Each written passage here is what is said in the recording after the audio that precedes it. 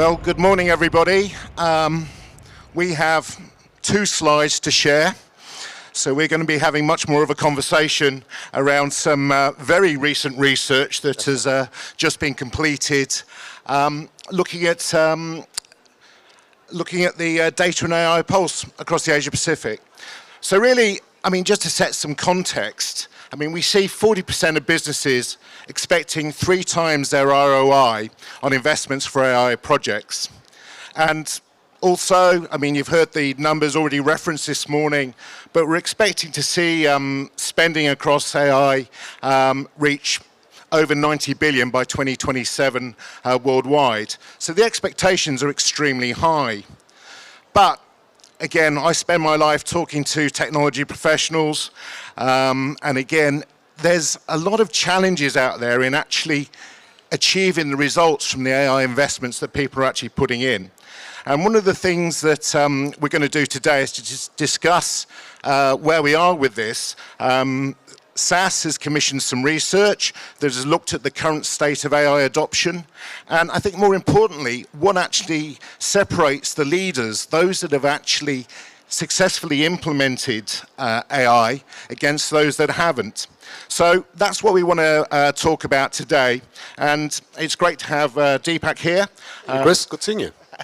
So, I mean, let's get into it. I mean, we're seeing strong themes from the ebook, namely potentially unrealistic expectations of AI investments. We're also seeing a change that predictive and interpretive AI are overtaking Gen AI in terms of investments, and also that importance around trustworthy AI and governance. So, I mean, you've seen the research, and by the way, a plug for the research, please scan the QR code.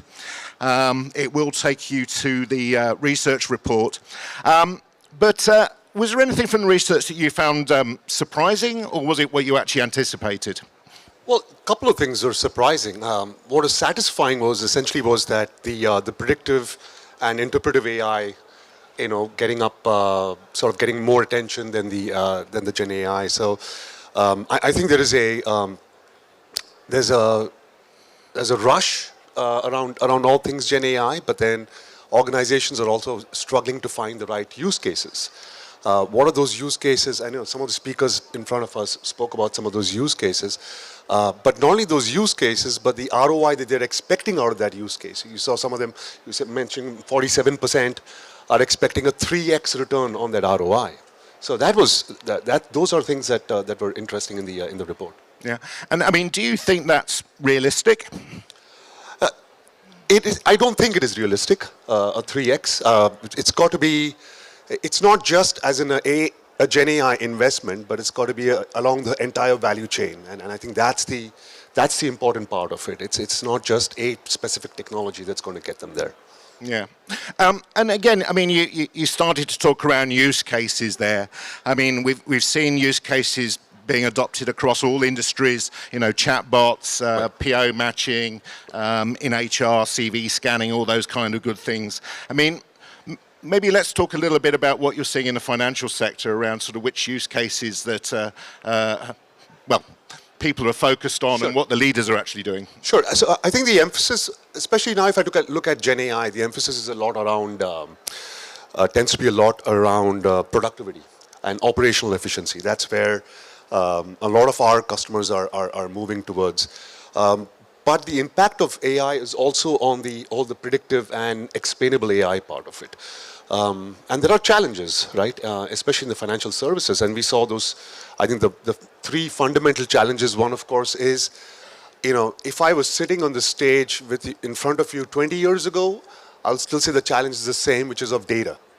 Right? So getting the right amount of data is the right data source, the provenance of data, that continues to be a challenge for most organizations. The second one, which again we see as a challenge for not only in financial services but across the board, is skills. Right? This is a new and emerging technology, and skills are also hard to get by. So that's the second one. And third, I think, is especially in the case of, say, insurance, it's a highly regulated industry. So, you know, those are the typical challenges that we are seeing, that customers are seeing in this space right now. So, I mean, we talked about sort of some, I mean, you've addressed some of those challenges. I mean, but what are you seeing in terms of like hindering project scaling? Because again, this is, I think, something that's key. The leaders we saw in the research, they've managed to scale projects, whereas a lot of organizations are still at that sort of proof of concept. You know, they're still trying it. So what is it the leaders are doing differently? Well, one, of course, is assembling the right team members in there, and then also having an approach in terms of to scale. I mean, you know, previously the board was around low code and no code, right? Because low code and no code is the one that actually really allows you to scale and had that expansionist view in how you would sort of roll out your AI. So it's the leaders we found had this good balance of looking at low code, no code, and in some cases even yes code. So that balance is also is incredibly important for organizations to succeed in their AI efforts. Yeah, and I think, I mean, one of the other things that came out from that was also that lack of compelling business case. You know, we talked about the ROI, but actually just being able to sort of put some numbers to it to actually justify that investment. Yes, because I think it's you know, all the POCs have been proven successful, but taking a POC and converting that into an operationalization process, that is becoming really tough to do because of some of the things that the survey discussed about this responsible and ethical AI, right? That requires a complete organizational pivot in order to get that POC into an operationalized mode, because it needs to have those, you know, those three famous people, technology, and process. You know, all of those capabilities need to get infused with ethical and responsible AI. It's the people, it's the process, and it's the technology. So let's delve into that a little bit more around sort of some of the, I mean, I mentioned earlier around the, you know, the compliance side of things. Right. I mean, so maybe you can just talk a little bit about how you're seeing those organizations that are succeeding with their AI projects. You know, what are they actually doing?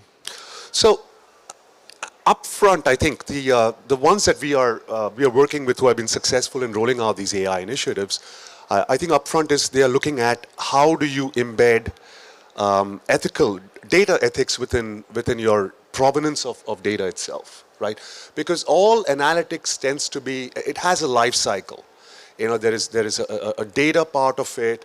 There is a discovery part of it, how you sort of examine the data, and then of course there is a model building and model operationalization part of it.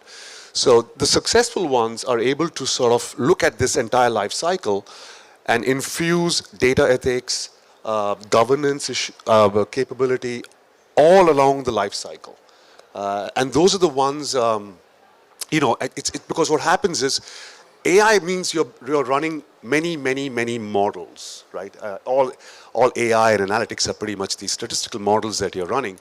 So now imagine you're moving from like building a ship in a bottle, right? Of being very precise in your model to you're actually going in like a factory mode, you know, and you're deploying thousands of models. So how do you sort of get governance around those models? How do you look at how those models are behaving over a period of time? And more importantly, having trust in the output of those models becomes incredibly important, that this model is actually giving you the right output. You know, all of you would have heard of models hallucinating a lot of the time. So how do you make sure that the output is trusted? And that becomes, that's the important part. And the organizations are succeeding, are able to take that from building a ship in a bottle to scaling it out into a factory mode, I think.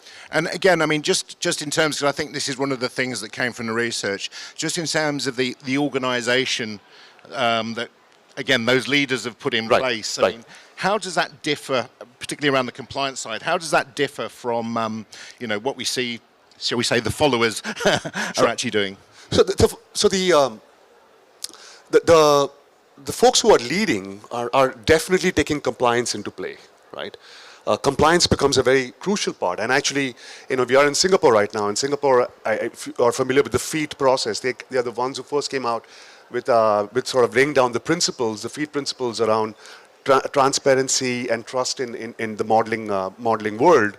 And so the leaders are the ones who are taking these right up front, right? And then infusing that into their entire process, into their, and going forward to the board and to the stakeholders and explaining the whole concepts to them. So that's the compliance part that is fundamental to any of these successful projects that we are seeing now. Yeah. Yeah, and just to give you an idea, I think it was only about 20% of organisations were in that leaders category. That's right, yes. It was actually still quite a small number. So again, those of you who are doing projects and haven't sort of scaled, don't worry, you're not alone. I think that's right. That's right. That's right. That's the message. Okay, time for a bit of crystal ball gazing. Sure. Because I mean, we've got the pulse of AI today. I mean, the research was literally published, I think, 2 weeks ago, right. So it's very, very fresh. How do you think the world of AI is actually going to change over the next 12 months? That's a tough one. Well, I think it's a right now there's a I think all of last year was a giant hype cycle about the possibilities, right? And I think it's the first time that the technology and its capability was easily accessible. It was accessible to an 8-year-old student. It was accessible to a 65-year-old grandmother, right? That's the part of technology that makes it either incredibly promising or incredibly frightening, that it's so easily available, right? So I see that part continues, right? Of that this technology will continue to sort of grow out quite a bit, but with every such technology, there's also a risk. And you saw the previous speakers speaking about deep fakes, the issues around the trust, the trust in the outputs that are coming in. I think there will be a pivot in these next couple of in this next year. Around this responsible AI will become, I think, front and center. And we are seeing it globally. Every government is actually bringing in AI rules. I mean, the White House has brought on last year, on which SAS is on the board of that committee.